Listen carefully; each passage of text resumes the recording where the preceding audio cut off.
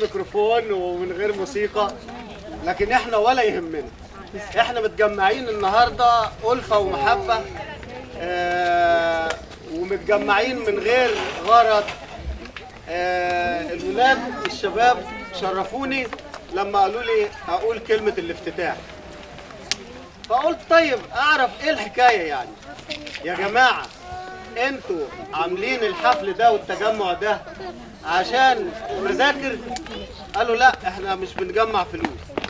طب انتوا عاملين الحفل ده عشان بتروجوا لجماعة معينة ولا حزب معين ولا حاجة؟ قالوا لا احنا مش مفيش ولا جماعة، حتى الاعلان شفتوه فيه مجموعة، لكن كل اللي عايز يشترك مصريين او عرب اهلا وسهلا بيهم. طيب مفيش هدف؟ كل الهدف قالوا احنا بصراحة وببساطة ميدو والشباب اللي معاه احنا بنجمع الناس عشان الناس تتجمع، واحنا بقالنا سنة الخلافات مقطعانا، كل واحد بيقول رأي وبيحاول ينتصر لرأيه بالزعيق بالحق بالباطل. فأول حاجة بنحيي الشباب اللي حاولوا يجمعونا من غير أي يعني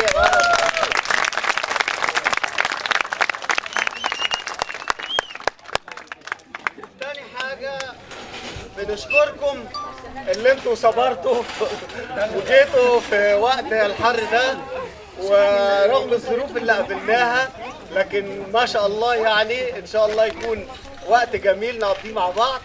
فبنشكركم اللي انتم بالنيابه عنهم طبعا بشكركم اللي انتم حضرتم ولبيتوا الدعوه، وبنفس الوقت بنشكرهم هم لان سماعات وتحضير للمكان وامكانيات بسيطه، مفيش دعم مفيش حاجه.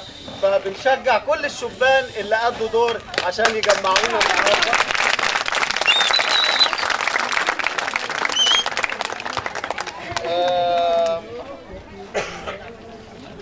بالنسبه لي انا طبعا النهارده في حاجه اسمها صمت انتخابي، فالمفروض ان احنا نسكت وما نتكلمش يعني في ايه، ولا في سياسه ولا في حاجات زي كده.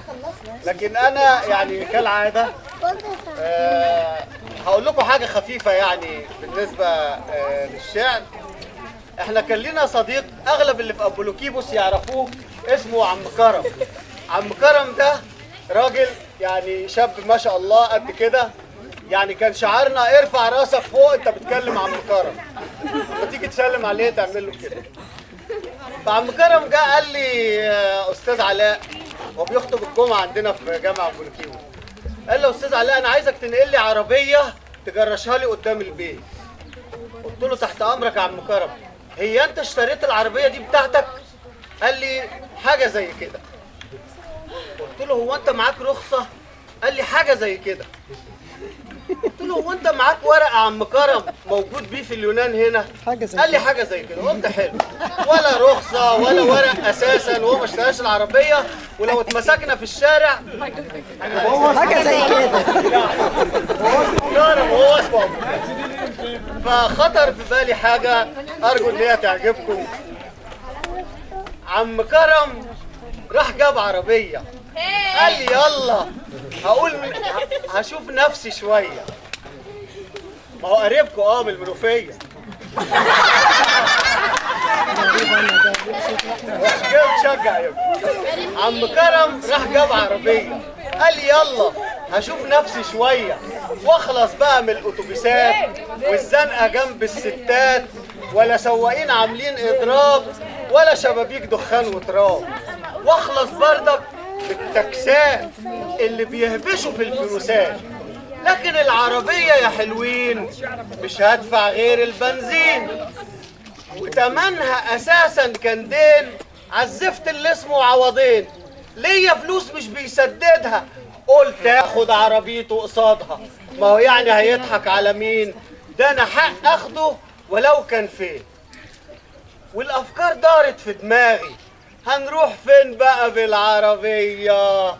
حتى الواد محمود الناغي حلفني نروح السعودية، وابويا قال ودونا مارينا، وابويا قال ودينا مارينا فيها بنات بترد الروح، واطلع على الغردقة غدينا ونحل في مرسى مطروح.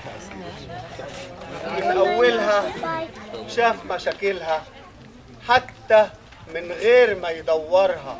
عم كرم كانت رجله طويلة والكرسي الملعون قدام، وبطارية نايمة قتيلة عايزة شحن 7 أيام. يا جماعة زقة بردك لا، يا جماعة زقة بردك لا، يا جماعة زقة بردك لا، صم بكم صمت تام.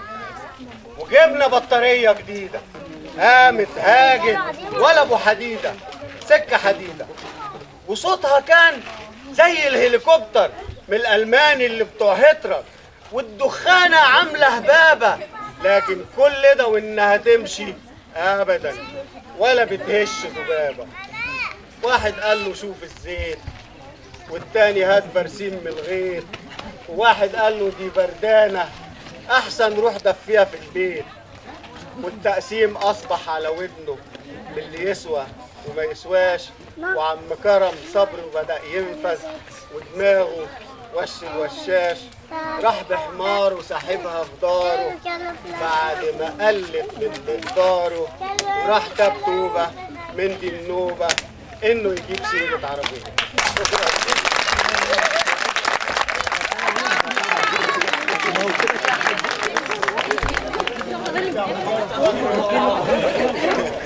ومعانا دلوقتي الاستاذ احمد عطيه باي شهاده تنقل بالولاد.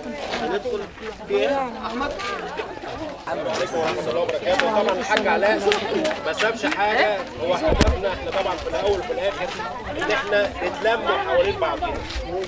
احنا تقريبا هنا من الجاليه المصريه بدات من السبعينات. هل حد فيكم يقدر يقول لي ان احنا لينا صوت لحد دلوقتي؟ مفيش. بقالنا اكتر من 4 سنين او 5 سنين بنحاول نلم كل المساجد والكنائس كانت معانا على اساس نعمل حاجه اسمها اتحاد الجاليات. حاربونا وحاربنا بعضينا. عملنا محاولات كتيره قوي ان احنا نمسك الجاليات ونحاول نجري ورا بعضينا.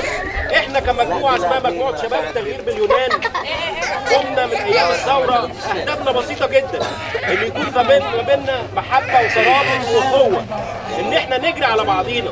قدرنا نعمل على قد ما نقدر. لغايه قريب كان في ناس في المستشفيات بنجري ورا منها، بقينا حزنانين. فين المصريين؟ فين الناس اللي نقف جنب بعضينا؟ فين كلمتنا؟ اللي حصل معانا النهارده ده يدل على ضعفنا. احنا بلدنا بلد قويه، احنا مصر عارفين يعني ايه مصر، لكن احنا هنا مش عارفين نعمل لنفسنا كرامه ولا عارفين نعمل لنفسنا كلمه. كل الجاليات اللي هنا مجتمع مع بعضها. الحكايه ما بيننا ان واحد عايز يبقى رئيس، لا يا جماعه تعالوا نشتغلوا مع بعض. العمل اللي احنا عملناه دلوقتي 1 2 3 10 15 مشتركين فيه. مفيش حد بيدعمنا، لا السفاره بتدعمنا ولا الحكومه اليونانيه بتدعمنا. بنلم من بعضينا بالواحد يورو في ال3 سنين وال4 سنين دي عشان نجري ورا واحد مغترب، ولا نجروا الايام اللي جايه بنجروا ورا الناس المساجين اللي هم جوهم عن طريق البحر، وبنلم لهم مساجد وسجاجيد ومش عارف وايه وهدوم والكلام دوت. رحنا متابعين اكتر من 150 حاله في خلال ال3 سنين، وعلى الناس تشهد. احنا ما بنمنش عليكم ولا بتمنوا علينا. نتمنى ان انا لو رحت او غيري راح نلاقي الجيل الصغير اللي طالع ده يلاقي حد يقف. احنا دلوقتي رايحين، لكن في الصغيرين دول هو اللي موجودين الجيل الثاني. لو ما عرفناش نعمل لنفسينا حاجه اسمها جاليه مصريه ويكون لنا اسم قدام السفاره لو ما وقفتش معانا، وقدام الحكومه اليونانيه نجيب حقنا بشرف وبكرامه، هو ده اللي احنا عايزينه. لكن احنا بعد ما هنمشي من هنا كل واحد هيروح بيته ويقول لك خلاص مالناش دعوه. اللمه بتاعتنا اللي احنا ملمومين فيها دي هو ده اللي احنا عايزينه. نقفوا جنب بعض، مش نعمل زي محمد صبحي يخش يفرج ما لاقيش حد ورا مننا. هو ده اللي بيحصل. بنروحوا اماكن ورانا جاليه، ورانا ناس، خاطبنا كل المنظمات اللي هنا عشان نوصل للي احنا عايزين نوصلوه. بس مفيش اتحاد جامد، مفيش مصريين يعني بجد نقفوا جنب بعضنا. نيجوا ساعه الجد وكل واحد يقول لك انا ماليش دعوه. نعم عندنا مشاكل، بس احنا لازم نبص لعيالنا الصغيرين. عيالنا الصغيرين اللي اتربوا هنا صعب ان هم يرجعوا بلادنا، هيعيشوا هنا بس لازم يعيشوا هنا. بص على الجاليات الثانيه اللي هم يعني ما لهمش حضاره زي حضارتنا، زي الالبان وزي مش عارف ايه. بنحزن على اللي احنا فيه. نتمنى ان احنا في الايام اللي جايه يكون لنا ايد مع بعض، نحط ايدينا في ايدين بعض، نعمل حاجه اسمها جاليه. يكون اللي ماسكها محمد ابراهيم خميس بطرس مينا اي حد مش مهم عندنا. احنا لما بدانا موضوع شباب تغيير اللبنان قلنا لا بنفرق بين دين سواء مسلم ولا مسيحي، ولا بنفرق ما بين مثلا واحد من هنا ولا من هنا، ولا بين حزب ولا مش حزب. احنا هدفنا هنا لما احنا قعدنا مع بعض هنا، انا ماليش دعوه انت بتنتمي لمين، انت مصري تقف معايا كمصري، لان احنا ورانا مشاكل وفي ناس بتضطهدنا هنا. جرينا وجرينا ورا كل الناس ايام العنصريه وايام اللي حصل في خريسيه افجير، ووصلنا لغايه الحكومات عشان نقول لهم احنا موجودين وما سيبناش وجرينا. مش لوحدي، معانا مجموعه كتيره قوي هي اللي بتجري والحاجات دي. عشان كده الصحفي ما حدش بيتمنى مننا لا منصب ولا جاه ولا بيفيدنا حاجه، بس انا بحزن لما اشوف واحد مرمي في مستشفى او واحد مرمي في سجن او واحد مصري في الشارع، واللي حصل لينا دلوقتي بيبص لنا كده، لا تعالى يا ابني مش عارف ايه، ده احنا كده لفوق. بس امتى؟ بقوتنا. نتمنى يكون في دعوه ليكم للناس كلها مع بعضينا، في جاليات قايمه، ننضم تحت اي جاليه، ننضم تحت اي شعار، بس يكون لنا كلمه ونقف نقول احنا مصريين ونبين لنفسنا مصريين. انا اسف اذا كنت طولت عليكم وممكن وجعت قلبكم شويه، بس شرفتونا ونتمنى ان احنا ننفذ.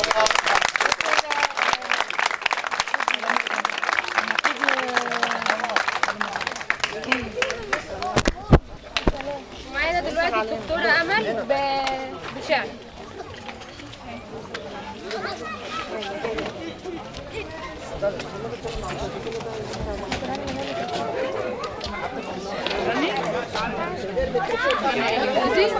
الرحمن الرحيم.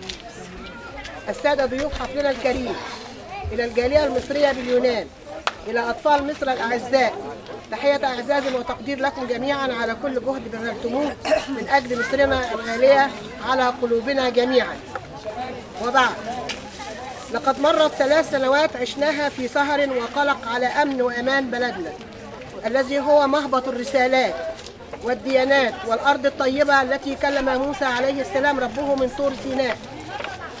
إنها أرض البركة التي صارت عليها السيدة العذراء وجاءت هربا من بطش هيرودس الملك الذي أراد قتل الأطفال خوفا على كرسي العرش. عاش المسيح على أرضها وصار أول خطواته بين مصر من مصر حتى أقصى الصعيد. إنها الأرض التي استضافت عمرو بن العاص في فتح مصر وبنى الجامع بجوار الكنيسة في مصر القديمة، وعاش شعب مصر بكل الحب آلاف السنين. ولهذا كان قلقنا وخوفنا بعد الثورات وبعد الشهداء وبعد مقاومة الإرهاب لقد تعبنا، ولكن كانت إرادة الله أن يرسل لنا ذلك الإنسان الوطني الحر لينقذ مصر من الهلاك، من تجار الدين والمتأسلمين، من طماعين الدولارات السهلة، ألا وهو سيادة المشير عبد الفتاح السيسي. واليوم وبعد أن أديتم واجبكم الوطني بكل شرف وشهد لكم العالم أجمع بوطنيتكم، فإنني باسم شعب مصر أنحني أمام هذه الجالية المصرية.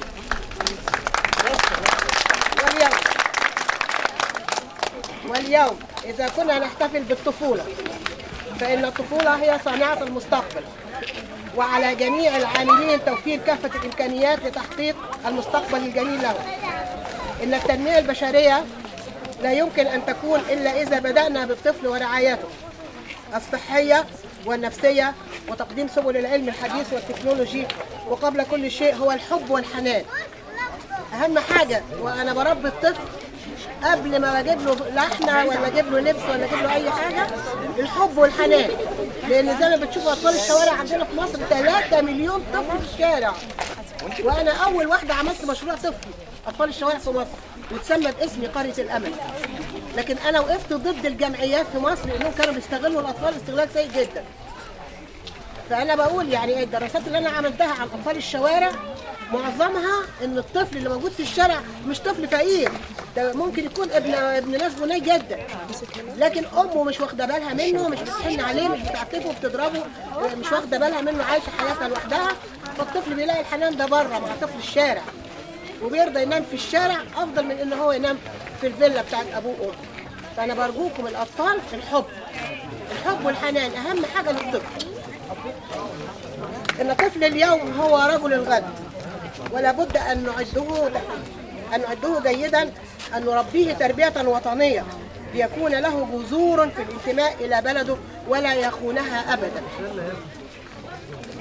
إن التنمية البشرية التي نحتاج إليها هي في عقولنا، ولا بد أن نخرجها إلى النور. فتنمية الإنسان تكون بالتعليم والتدريب وتنمية المهارات والمواهب الفنية، هي الاستخدام الأمثل لمواردنا الطبيعية والبشرية دون إهدار وبأسلوب علمي منظم حتى تكون تنمية مستدامة. وهنا بحب أقف في نقطة صغيرة، إن أنا مثلا اكتشفت عندي بترول، مش هفضل أطلع بترول وأبيع وأخرب الدنيا وبعد كده ما الاقيش ولا بترول ولا أي حاجة وأرجع تاني أسيب العربية وبردون أركب الحمار. ده اللي هيحصل للعالم كله في المستقبل القريب يعني.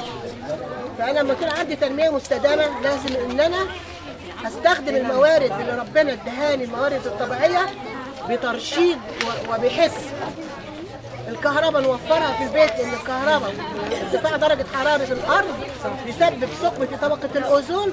الثقب دوت اكتشفوا واحد من 200 سنه، ولما اكتشفوا ضحكوا عليه وقالوا ده مجنون. النهارده زي ما انتم شايفين درجه حراره الارض ارتفعت اكتر من اللازم حوالي 5 درجات. ده بيسبب انصهار الجليد يا جماعه اللي هناك، انصهار الجليد في القطب الشمالي والجنوبي. وزي ما انتم شايفين الفيضانات وصلت لغايه سينا. انتوا شفتوا طبعا حصل ايه في نويبع وطابا. الحاجات دي ما كناش بنسمع عنها طول عمرنا، وهكذا في استراليا وفي الصين وفي كل بلاد العالم اصبح في فيضانات وفي سيول رهيبه جدا نتيجه ان انا ما بطفيش اللمبه. اطفي اللمبه بتاعتك بعد ما خلصت، اطفي اللمبه، خلصت اطفي البوتاجاز، اطفي ده. اعملوا كل الحاجات دي، حاجات بسيطه. خلينا نحب بلدنا ونحافظ على كل البريفالنت بتاعنا. ما بنقولش نحب بعض الاول، هو الحب هو يجيب كل حاجه. ليس لصالحنا فقط ولكن لصالح الأجيال القادمة. استخدام الطاقة الشمسية في مصر. إن التنمية البشرية هي ضرورة البحث عن موارد جديدة لاستمرار الحياة، وأهمها الآن هو استخدام الطاقة الشمسية في مصر والبحث عن موارد جديدة للمياه في صحارائنا. إن الجالية المصرية قد انتخبت المشير عبد الفتاح السيسي لأنها تعرفه على حق، وليس كما قال بعض الجهلاء أننا انتخبناه لأننا نعيش في اليونان وليس بمصر. أقول لك أيها الجاهل أننا انتخبناه لأننا نعيش باليونان وليس بمصر. أقول لك أيها الجاهل لا وألف لا، نحن مصريون مهما بعدت المسافات، فإننا نشعر بمصر وطن يعيش فينا لا نعيش فيه.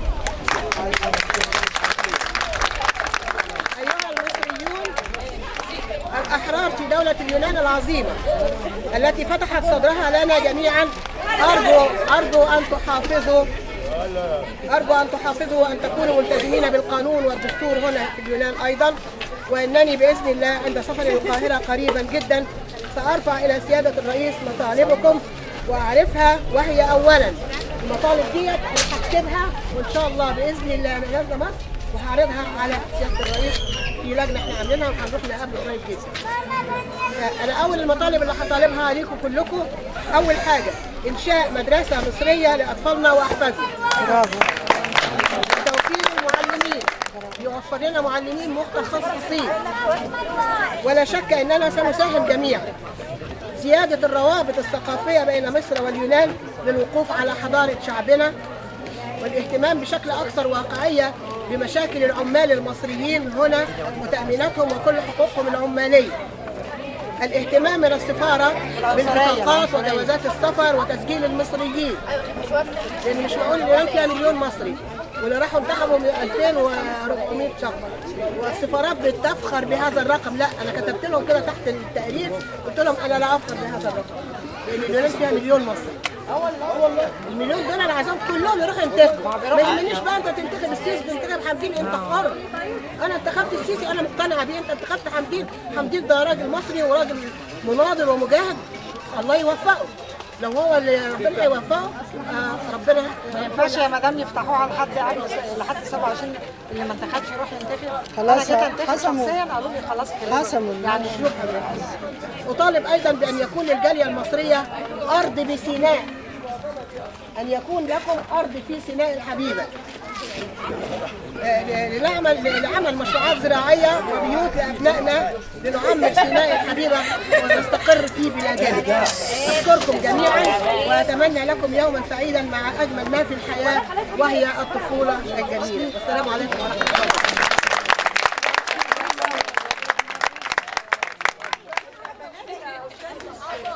دلوقتي هيكون معانا فريق مسجد الصحابة. فريق مسجد الصحابة. خلاص هو مسجد الصحابة. طلعت طول حياتك مش قلت حاجة غيره؟ مروة انت قلت حاجة؟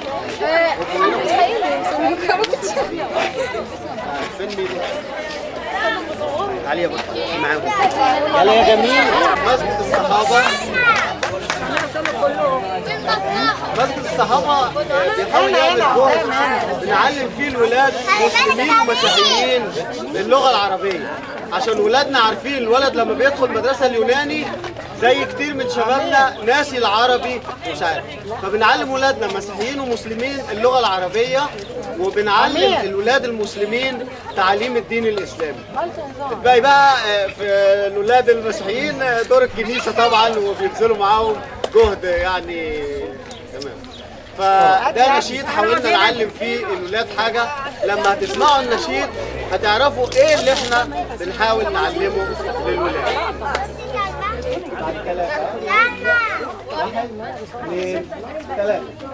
أنا مسلم صغير وعقلي كبير شابك في التعصيب وغالي يقولي أصوم وأصلي وأسامح تمني الأمر حرام والخنزير حرام سمعنا وأطعنا يا دين السلام. بتشرف بالإسلام واتعرف على أحسن أصحابي في ديني.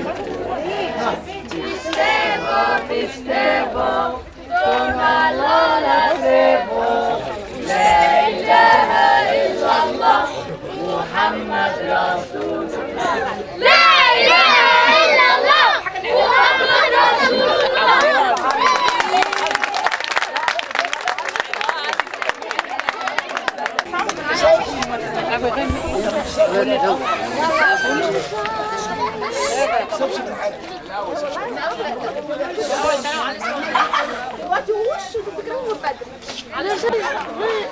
There comes a time when we hear a certain call, when the world must come together as one. There are people dying.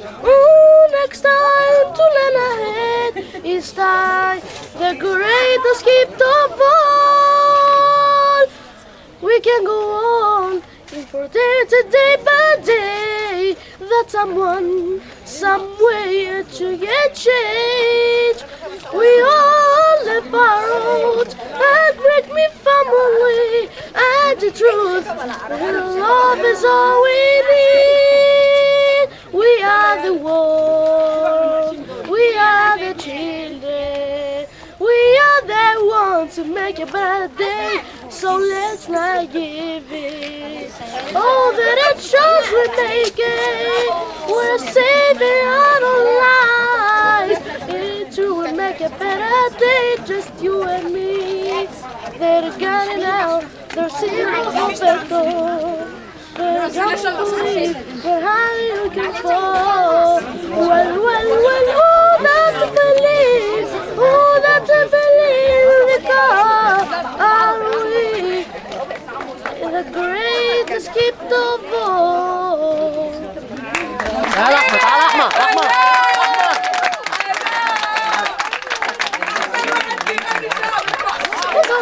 قول اول كوبليه منها بس. بصوا هيغني لكم اغنيه دلوقتي عربي عشان تسمعوها، هقول بس كوبليه صغير ماشي؟ قولها بقى عشان انت احلى اغنيه بتقولها.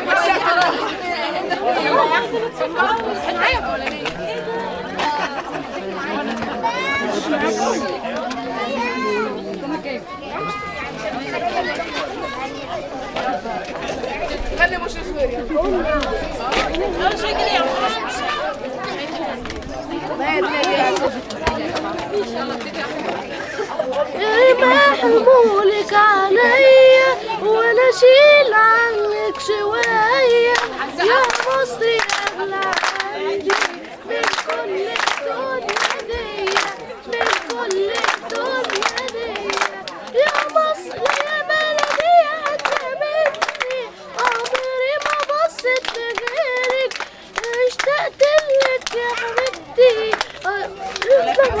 مروة خيرك خيرك.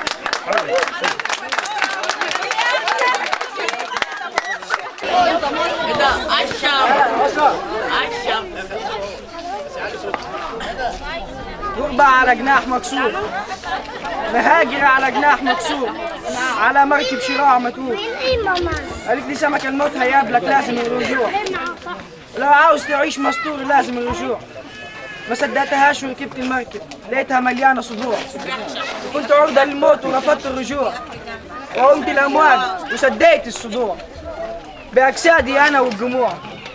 البحر كان غدار وشد بعضنا لأعماق البحار، نزلت دموعنا عليهم واخدنا القرار، هنكمل المشوار.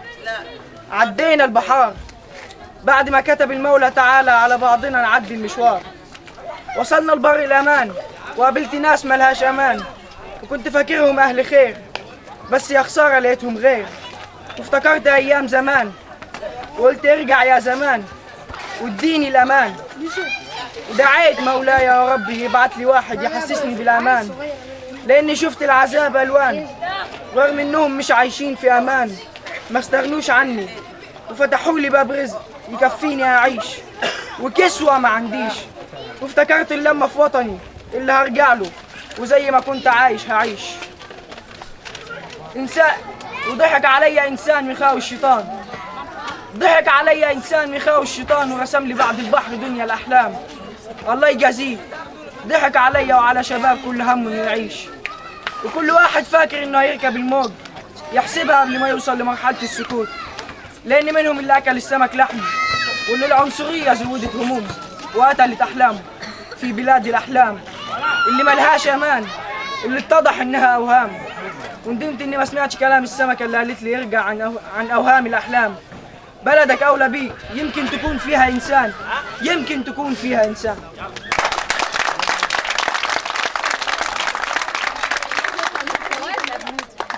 دلوقتي هنقدم لكم ياسمين. يلا يلا هاخد الورقه معايا.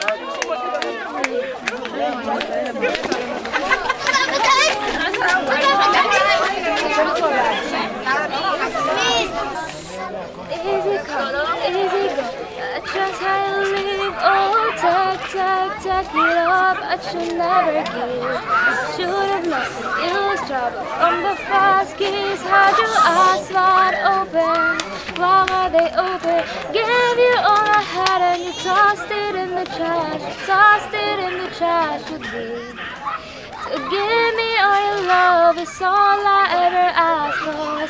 What you don't understand is I catch a grenade, oh yeah. On my head in the blade, oh yeah. I jumped in front of a trap, oh yeah. You know I'd do anything, oh yeah. I will go through all this pain, take a bullet straight up my brain. Yes, I would die for you, baby, but you won't do the same.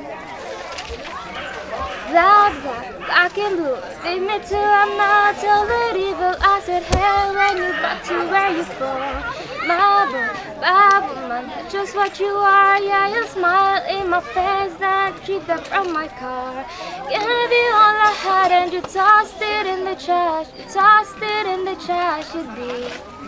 So give me all your love, it's all I ever ask. Cause what you don't understand is I catch a grenade, oh yeah. I throw my head in the blade, oh yeah. I jumped in front of a trap, oh yeah. You know I'd do anything, oh yeah.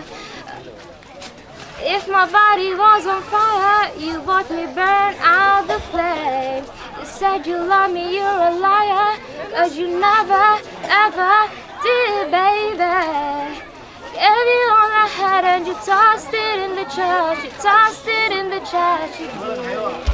So give me all your love, it's all I ever ask. 'Cause what you don't understand is I got your good name for ya. Throw my hand in the blame for ya. I jumped in front of a chance for ya. You know I'd do anything for ya.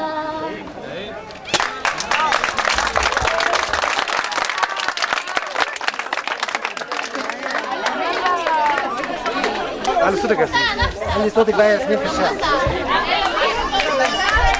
يلا ايه يا فاطمه؟ استنى قبل ما تبدأ قولي لي ها.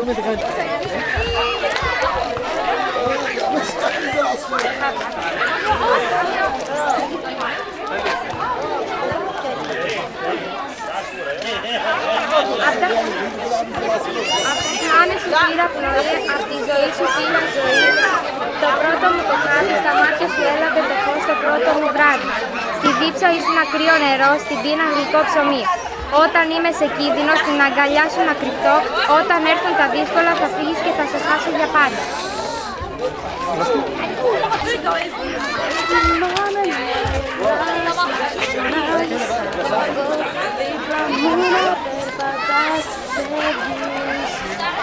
Σε θυμάμαι να μου λες, θα με πάρε και το θες. Δεν σκεφτόμουν να το θες, φεύγεις. Και εσύ να γυρίζεις ξανά στη ψεύδια, σε μια ζεστή καλή αγκαλιά. Για να ακούς αυτό που δεν θέλω, πες πως δεν με θέλεις. Πες πως μ' αποφεύγεις, πες πως δεν σε νοιάζει. Πες πως σε τρομάζει, πες πως ήταν ψέμα κι ήθελες να παίξεις. Κάποτε θα μάθεις, τότε θα πιστέψεις πως σ' αγαπώ, σ' αγαπώ, σ' αγαπώ, σ' αγαπώ. مشاعر يا مصر يا أصيل، يلا ربي صانك وقالك يا أمير. واحنا بنقول يلا بينا نتفوق على بلاد الغرب اللعينة، ورجال 73 اللي قالوا هنحميها، على جثثنا هنحميها. شبابك الخاينين اللي قالوا لك يا عميلة، مع ان انت في وقت الظهيرة جميلة. وشباب اللي قالوا قول يا مصر انت حر، قوليها قوليها، ولا من شبابك الخاينين نسيتيها. شكرا. طب حضارة بلد عظيم يفخر بيكم اللي منه، وفي عايشين مين دلوقتي وصولا للتاريخ القديم ما فيش غيرهم. ايوه هما المصريين. مصري فرعون عظيم باني للمجد والاهرام، صاحب انتصارات كتير على مر الايام. عمره كان داع حرب ويدعو للسلام، لو نامت الدنيا عمره ما يتعب ولا ينام. انتصارات بعد هزيمه والعالم شاهد علينا، وفي كرامه الاعداء نزلنا وهدينا. قلنا هنبني والسد العالي احنا بنينا، علماء ومهندسين متخرجين مننا. من هنا بدأت الحكاية والتاريخ، ما نرضاش بالذل ولا نبقى في يوم عبيد. وفي ثورة هزينا العالم ولعناه بالشماريخ. تاريخ مصر حاضر وكل يوم بيزيد. حضار البلد بيتكلم عن نفسه، ما في حد قدر في يوم من نفسه. المجد عن جدودي انا ورثه، حتى الاعمى من غير ما اشوفه حسه. حضار البلد بيتكلم عن نفسه، ما في حد قدر في يوم من نفسه. المجد عن جدودي انا ورثه، حتى الاعمى من غير ما يشوفه حسه. ايوه هي البلد اللي فيها الشهيد والولد اللي فيها مسلم ومسيحي اتحد. عارفين يجيبوا حق الشهيد اللي اتاخد، عارفين ما يسيبوا الظلم عايش فيها الى الابد. دي بلدي وطني وامي وليا الفخر ابني منها. هاخد بالطار من كل حد بيغلط فيها او بيهنها، واخد قرار لحد ما اموت واجب عليا حمايتها. طول ما انا عايش هتفضل مرفوع رايتها. كل حلم ان امحي كل ظلم وكل قهر، كل حلم ان اشوف الشعب بجد حر. اضحي بنفسي عشان انقذ حاجه اسمها مصر، اضحي بنفسي واشوفها جنينه وجنه وقصر. محروسه من العين مذكوره في القران، مثال اعلى لكل البلدان. كل الخير والسلام فيها بيبان، فيها بس حسيت انا بالامان. حضار البلد بيتكلم عن نفسه، ما في حد قدر في يوم لنفسه. المجد عن جدودي انا ورثه حتى الاعمى من غير ما اشوفه حسه. حضر البلد بيتكلم عن نفسه، ما في حد قدر في يوم لنفسه. المجد عن جدودي انا ورثه حتى الاعمى من غير ما اشوفه حسه.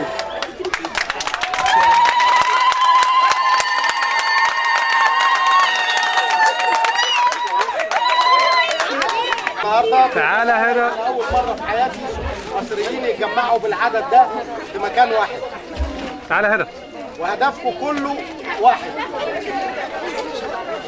الحقيقة يا جماعة أنا طلبت مني مدام أمل إن أنا أقول كلمة زي دايما في السنين اللي فاتت كلها بعد اللي حصل في مصر. أنا كنت واحد من ضمن الناس اللي بكتب، وياما كتبت وياما قطعت ورق واترمى في الزباله. لم اللي انت عملتيه وصوتنا ما كانش بيتسمع ابدا. وللاسف الصوت يا جماعه، الصوت. ان احنا ناسيين حاجه مهمه قوي، ان احنا كلنا متغربين وبيقولوا علينا ان احنا مش مصريين. يعني احنا اجانب هنا ولا ايه بالظبط في اليونان؟ لا، احنا مصريين، احنا عرب، وفي كل مكان احنا مصريين. الانظمه القديمه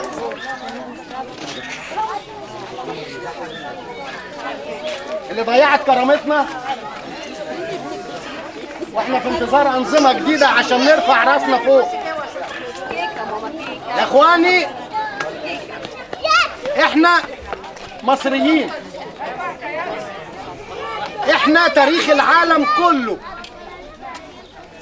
العالم كله من غير مصر ما ملوش لازمه.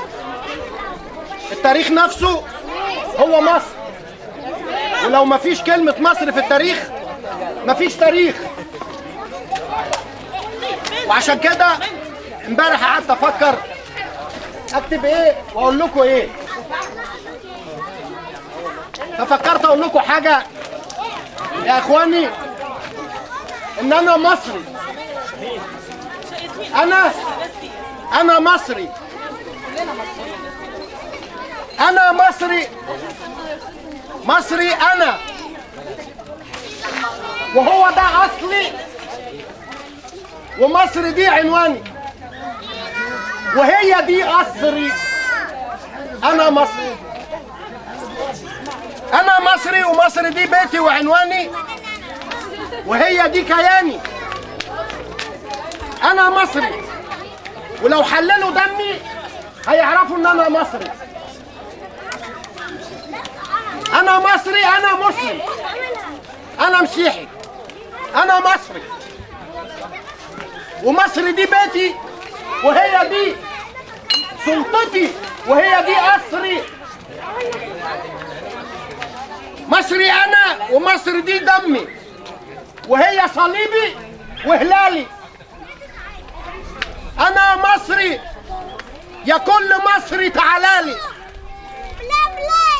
انا مصري وعايش في الغربة متحسر، ومتحسر على مصري. يا اخواني، يا اخواني، انا مصري، وعمره في يوم من الايام ما يكون المصري اخواني. يا اخواني انا مصري، انا مصري يا اخواني. وجاي انت تسألني عن اصلي وعن عنواني، هرد عليك وهقول لك انا من تاني ان انا مصري. انا مصري، وعمر الخوف ما عاش جوايا ولا في اصلي. انا مصري، انا مصري، وعبد الناصر لسه صوته في وداني. انا مصري، انا مصري، انا السيسي اللي نظف مصر وشال من القصر. يا اخواني، يا اخواني، انا مصري، انا مصري، ومصر دي اصلي، ومصر دي بيتي وعنواني.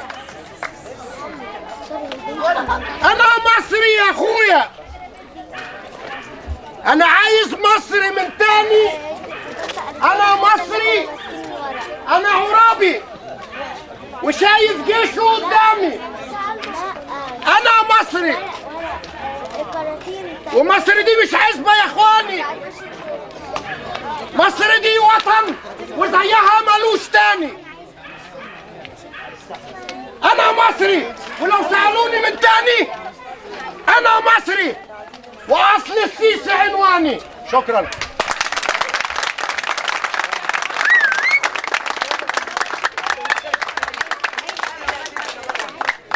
هقدم لكم دلوقتي وائل عاوز كاتب هو حاجه عن الغربه هيقولها لنا النهارده. وائل فتحي. ازيكم كلكم يا جماعه؟ طبعا انا فرحان جدا ان انا اشارك في الحفله دياتي، وفرحت اكتر لما جيتوا ان احنا عاملين حفله وشفت الناس المصريين دي كلها. اول مره اشوف ناس هنا. انا وائل علي صوتك يا وائل. ده صوتي اخرج كده معلش. ده كله عجبتني حاجه كاتبها اشرف لما اتكلم عن الغربه.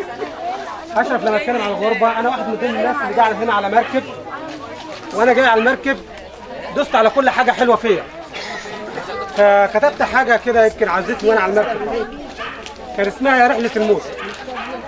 يا رحله الموت فيكي حجزت انا، يا رحله الموت فيكي حجزت انا، وكتمت عزم الصوت وقبلت ارحل انا، ولغيت خلاص تفكيري وقلت ده مصيري، يرجع تاني واعيش حياتي تنتهي بيا هنا في البحر يعني. يا رحله الموت فيكي حجزت انا، وكتمت عزم الصوت وقبلت ارحل انا، لغيت خلاص تفكيري وقلت ده مصيري، يرجع تاني واعيش حياتي تنتهي بيا هنا. خطيت البدايه وخفت لا تكون النهايه، ومشيت المشوار وكل حاجه فيا دايسه قوي عليا وانا باخد القرار، ومشيت مبسوط بجري ورا الموت وكأن حياتي كارهها والموت عندي غنى. يا رحلة الموت فيكي حجزت. بعت الرسالة دي لأختي وأنا على المركب، قلت لها يا ما نفسي أرجع تاني وأعيش في وسطكم وأشوف فيكم أحلامي ويكمل بيا حلمكم، وإن كنت ببعد عنكم فصدقوني غصب إن فارقكم ده شيء عليا صعب إن أضحي بروحي وأنتم مش حاسين، وفي وسط جروحي كلكم عليا دايسين. يلا امشي يا قلبي ملناش مكان هنا، يا رحلة الموت فيك حجزت.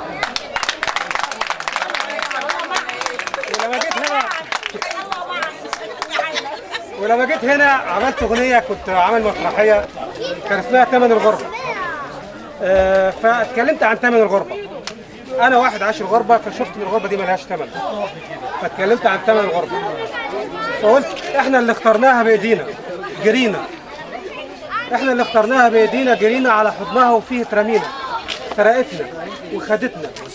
سرقتنا وخدتنا من ناسنا واهالينا، ونحنينا بتنده لينا، ونحنينا وقلنا نرجع بتنده وتثبت قوي فينا. حضنها سجن قضبان، كل اللي دخلوا عليه اتقفل، ومهما كان كسبان خسران لازم يجي يوم ويدفع الثمن، ثمن الغربه.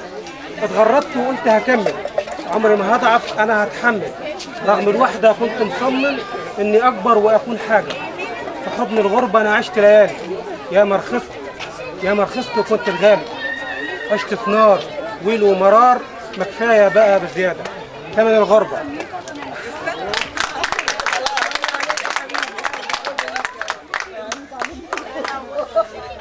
عدت مني سنين وسنين، جوايا كابتن شوق وحنين، ونحنيت وقلت نسيت، الاقيني نسيت ملامح ناس جوايا عايشين. واما رجعت لقيتني غريب، ضيف بيزورهم وحب يغيب، وكاني واحد مش منهم بالنسبه لهم حد غريب، ثمن الغربه. كنت عامل اغنيه حلوه عن مصر، كنت اتمنى انكم تسمعوها. انا ما بغنيش طبعا، صوتي مش حلو، بس انا عندي ناس بتغني، بس انا ممكن اقولها لكم كلمات.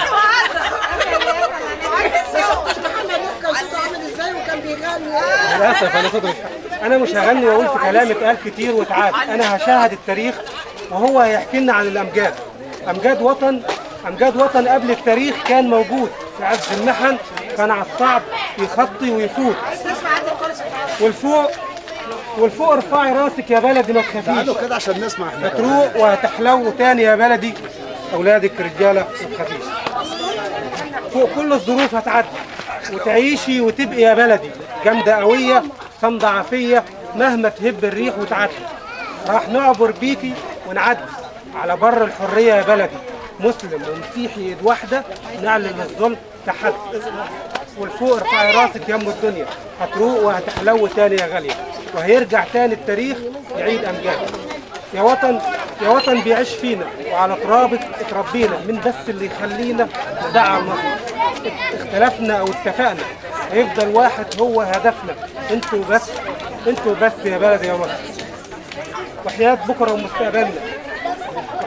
ومستقبلنا لنحقق كل احلامنا، وشبابك هم يا بلدي سلاح النصر.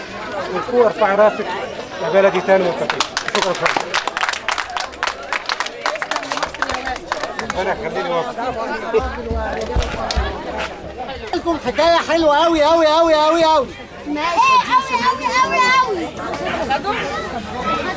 احكي لكم حكايه ميس مريم وتلميذه سمسمه.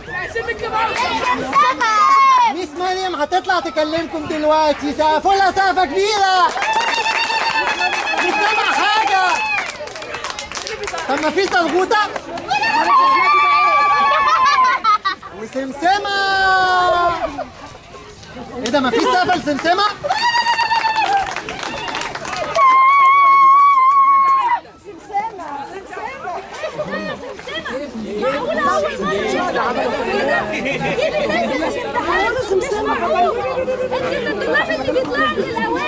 كل شهر وكل سنة يا ميس انا حليت الاسئله بس مفيش رقم صفر في الحل خالص، مش شايفه ولا رقم صفر. والله انا حليت يا ميس وعمري ما نسيت اكتب رقم. حاجه غريبه. طيب لما اشوف بقيه زمايلك عملوا ايه في الامتحان هم كمان. على صوت يا جماعه. السلام عليكم. انا نوبيه. ايش ده؟ ايوه بس مش معقول، انا هتجنن. مفيش طالب مني رقم صفر. ايوه حاجة غريبة فعلا يا ولاد، رقم صفر اختفى من عالم الأرقام، من عالم التليفونات والبيوت والبنوك، والدنيا اتعطلت والحياة وقفت تماما. وحصل حاجة غريبة في نفس اليوم وفي نفس الوقت. مع مين؟ مع سمسمة.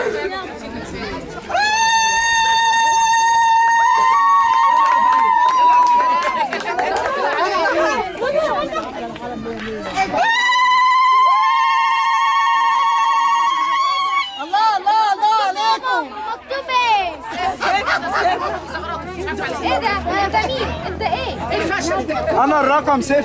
ايه الرقم صفر؟ هو في رقم بيتكلم؟ طب ما دام بتتكلم قول لي انت اختفيت ليه من حياتك؟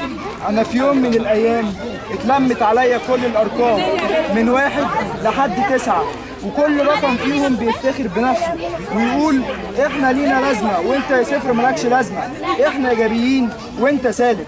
ولما جيت اتكلم واعرفهم انتي ضحكوا عليا وسخروا مني وقالوا لي انت سالب مالكش لازمه. عشان كده اختفيت من حياتنا. فاحنا ما عرفناش امتى غير لما اختفيت من حياتنا، رغم انك انت صفر ما تجيش جنب الواحد والاثنين والثلاثه حاجه. انت يا صفر شيء مهم في حياتنا. عشان كده ده في الاقل منك كتير وحاسس بنفسه ومالوش لازمه. زي مين؟ السلبي. مين؟ السلبي اللي ما بيعملش عمل اداري ده ملوش لازمه في السلبي اللي يشوف الغلط وما يصلحوش. السلبي اللي يشوف المنكر ما يغيرهوش. السلبي ما يخافش في حياته. السلبي ما يخافش في حياته ولا في شيء في حياته جديد. السلبي على المجتمع دولة والعالم. السلبي لا بتبدأ ولا انت صفر. لكن السلبي اقل من الصفر ولا ليه وجود. يعني سلبي هو ده السلبي. سلبي يعني واحد ما بيعملش حاجة خالص، واحد كسلان ملوش لازمة في الدنيا. العدل على صراط المستقيم يا صفر. انت بتفخر بنفسك انك ليك لازمه ومن غيرك الدنيا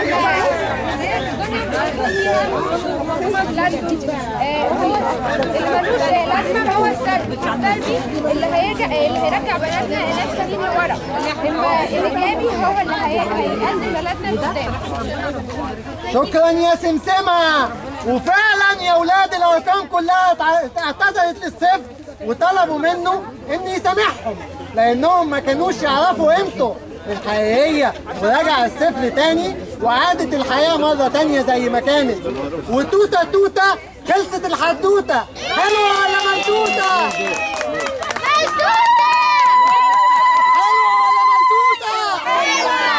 طب عليكم غنوة. شرغت لك انا ندو. دلوقتي بقى هنسألكم بالدعاء ان شاء الله. هنسألكم حبة أسئلة. ايه ده اهلا يا بندقة. ازيك يا بندقة؟ انا كويس. طب ما فيش سقفة كبيرة لبندقة بقى يا جماعة. بندقة اختي حبيبتي. طبعا. هسألها سؤال وتجاوبني عليه ونشوف ايه رأيكم في السؤال ده. ازاي نحط الفيل في الثلاجة على 3 مرات؟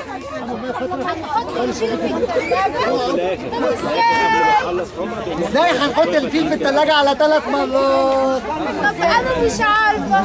طب قول لي ازاي؟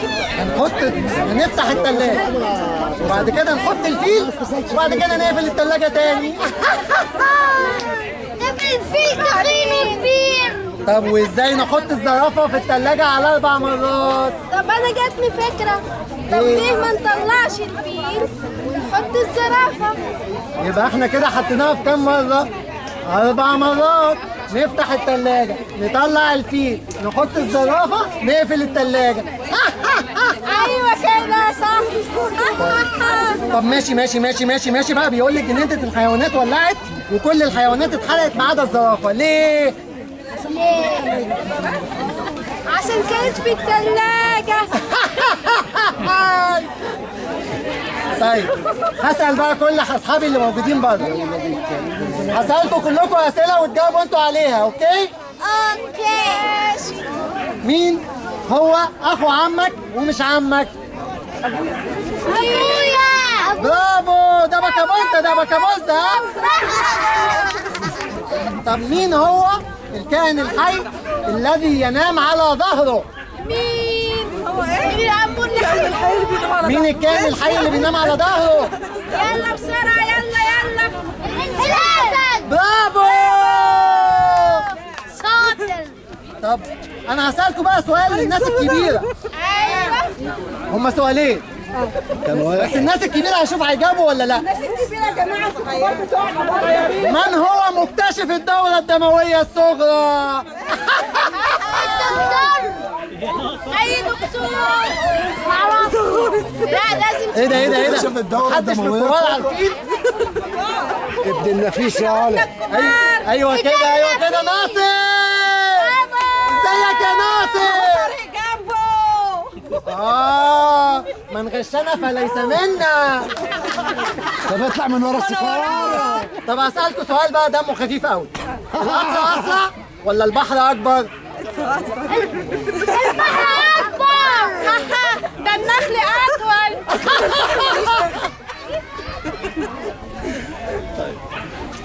مين كسب بطولة أوروبا امبارح؟ يلا يا بتاع الكورة. يا مدريد. برافو. مدريد بالحق ودمنا. ايه ده حرق ودمك ليه طيب؟ في ايه؟ قول. دي 94 ونص حتى جول. ماشي. كام شهر في السنة فيه 28 يوم؟ بسرعة. فبراير. برافو. ايه؟ السنة كلها فيها 28 يوم كل الشهور. طب اسألك سؤال انا؟ اسأل يا حبيبي. انه شهرين بيجوا 31 في السنة. نعم؟ في شهرين بيجوا 31 في السنة. احنا ما بنجاوبش، احنا بنسأل بس. احنا بنسأل بس. ايوه. طب انا عاوز بقى كل الستات يسقفوا لي ويزلغطوا لي. ايوه.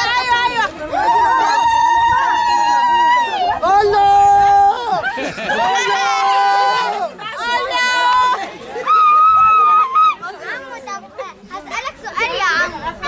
عشان مثلا ولازم ترد عليا. طب اسمعوني بقى هسأل سؤال بجد مهم. اسأل. امك ومرات ابوك واخت خالك وام اخوك لها كام ود؟ ليه عندها كام ود؟ امك مرات ابوك واخت خالك وام اخوك عندها كام ود؟ قول تاني 10. ما تغششوا عيالكم. برافو طب يا عم اسألك سؤال. اسألي. اللي تبوسه السجارة اللي تبوسه تعرف منه ايده.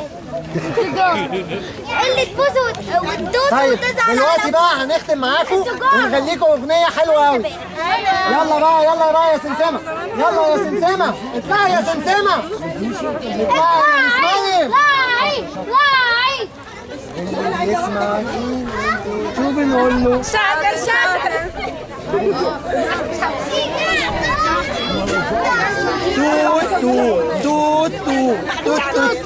توت هتزغن بس اعمل خغا طلع الفجر وظهر الفجر والعصفور لا صار شاف القطة هلبس قالت له نو نو نو نو ماما قالت له سيب القطة وخليها خلها ساب مدرسته ورمى كراسته راح جري شكلها قامت القطة. يلا شكرا عاوز سقفة كبيرة بجد بقى، سقفة كبيرة.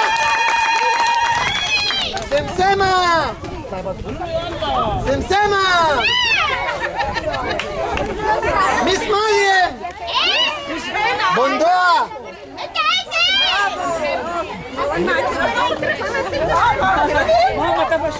اطلع حلو.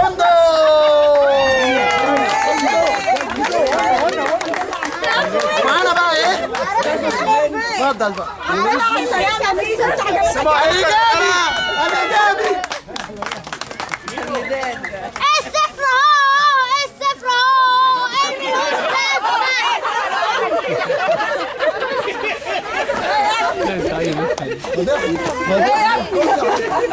قلت ايه؟ الابره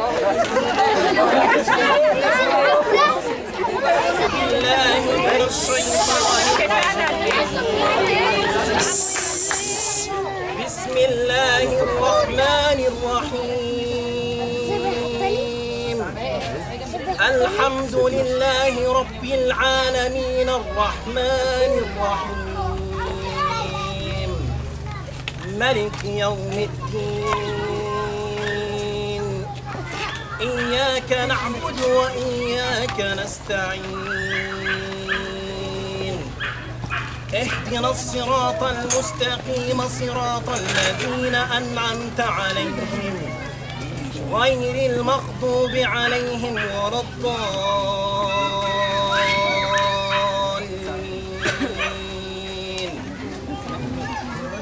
لا أقسم بيوم القيامة ولا أقسم بالنفس اللوامة.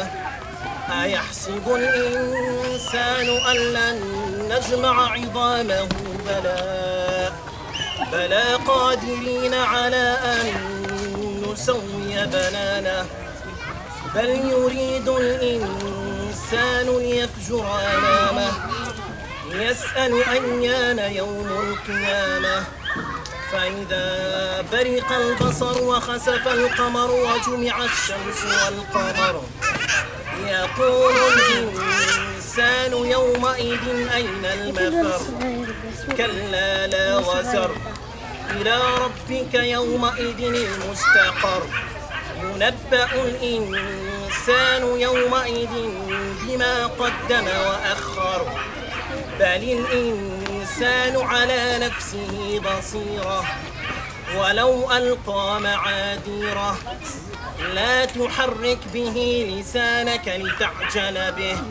إنا علينا جمعه وقرآنه فإذا قرأناه فاتبع قرآنه ثم إنا علينا بيانه.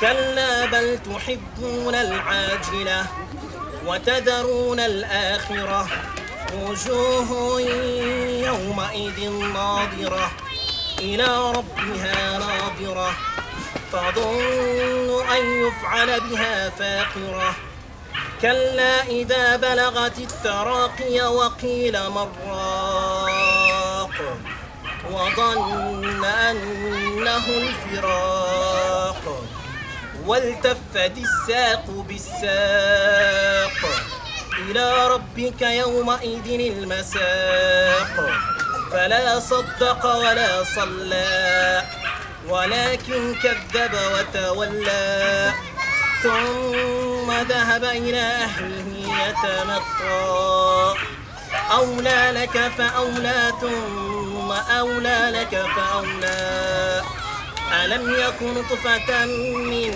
مني تمنى فكان علقة فخلق فسوى فجعل منه الزوجين الذكر والأنثى أليس ذلك بقادر على أن يحيي الموتى صدق الله العظيم.